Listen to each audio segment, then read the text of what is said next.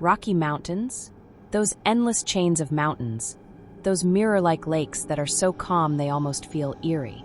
Some places are so quiet that they become unnerving, as if hiding secrets no one should uncover.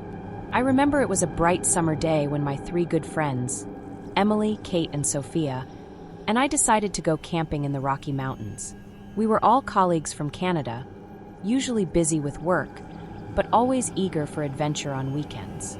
This time we planned a long weekend getaway, far from the hustle and bustle of the city, to enjoy the peace of nature.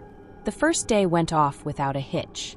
We found an ideal campsite at the foot of the mountains, surrounded by towering pines, and the air was filled with the fresh scent of pine needles.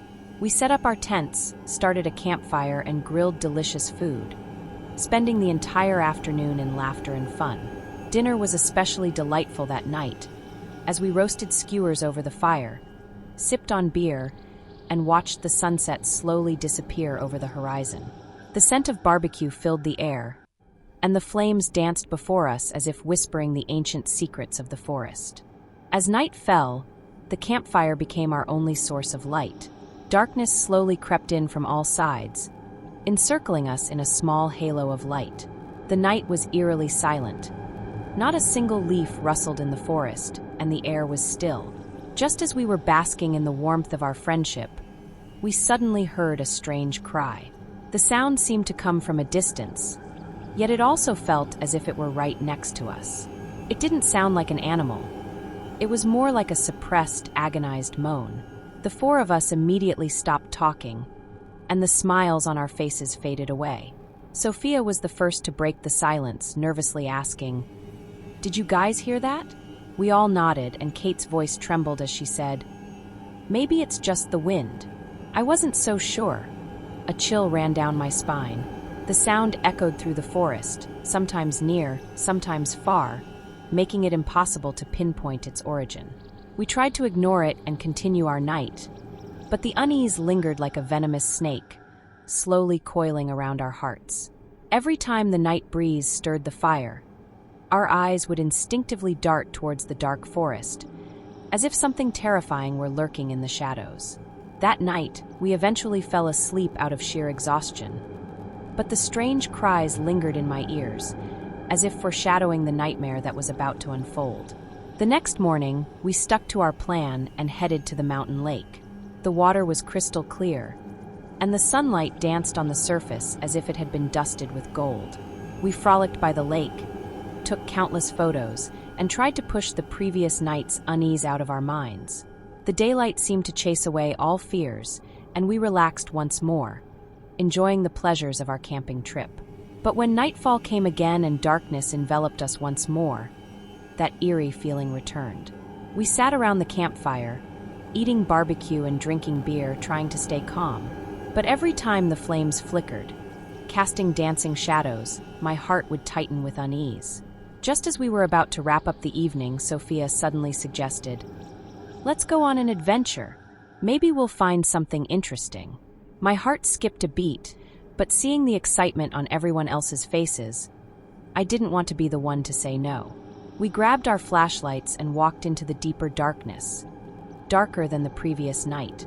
The forest path seemed much narrower than it had during the day, with the trees on either side appearing like countless arms reaching out to us. The beams of our flashlights looked especially feeble in the darkness, as if they could be swallowed at any moment. After walking for a short while, we stumbled upon an old, dilapidated cabin. The cabin looked like it had been abandoned for years. The windows were shattered, and the door was half open, as if waiting for someone to enter. The air around the cabin was unnaturally cold, as if invisible eyes were watching us from the shadows. "Let's take a look inside." Sophia's voice trembled slightly, but she led the way. Kate followed close behind, and Emily and I silently prayed that nothing bad would happen as we trailed behind them. As soon as we stepped inside the cabin, the first thing that hit us was the stench of decay. The air was thick with the smell of mold and rot, making us gag. We swept our flashlights around the room, revealing walls covered in cobwebs and scattered bones of unknown origin on the floor. Each step we took on the creaky wooden floorboards made it feel like something might spring out from beneath at any moment. Suddenly, Sophia's flashlight beam landed on something in the corner, and she let out a startled cry, nearly dropping her flashlight. We followed her beam and saw an old, dusty jar sitting quietly in the corner. The jar was covered in ancient symbols, and it looked like it had been used in some kind of ritual. What is that?" Emily's voice quivered. "We shouldn't be here. Maybe it's some kind of ancient ritual." I tried to explain, but before I could finish, all our flashlights began to flicker, and the light grew dimmer and dimmer.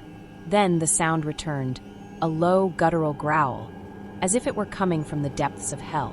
The sound grew closer and louder, as if something was approaching us in the darkness. My heart began to race, and I could barely hold onto my flashlight. "Run!" Sophia screamed. The four of us bolted out of the cabin like our lives depended on it, but the growling didn't stop. It seemed to be chasing us. I felt a cold breeze brush against my back, as if something was closing in on me. I didn't dare look back, only running as fast as I could. We finally made it back to our campsite, all of us panting and pale, with no trace of the laughter that had filled the day before. We didn't even bother putting out the campfire. We hurriedly packed up our gear, jumped into the car, and sped away from that terrifying forest. It wasn't until our car was back under the comforting lights of the city that we finally started to breathe easier. But even though we had returned to familiar surroundings, the shadows and the terror lingered in our minds. Every time night fell, the eerie growls seemed to echo in the quiet of our rooms, and the shadowy figure appeared every time we closed our eyes, haunting us. Since that night, none of us have ever set foot in those mountains again, nor have we ever spoken about that camping trip. That forest has become a forbidden place in our memories, and the terror of that night remains an indelible shadow in our hearts. As the four of us drove away from the haunted woods, the echoes of that eerie night still haunted our thoughts. What exactly did we encounter in that cabin? Was it a lost soul, a sinister spirit, or just our imaginations running wild? Sometimes the unknown is the most terrifying thing of all. Have you ever experienced something unexplainable? Would you have had the courage to step inside that cabin, or would you have run the other way? Share your thoughts and experiences in the comments below.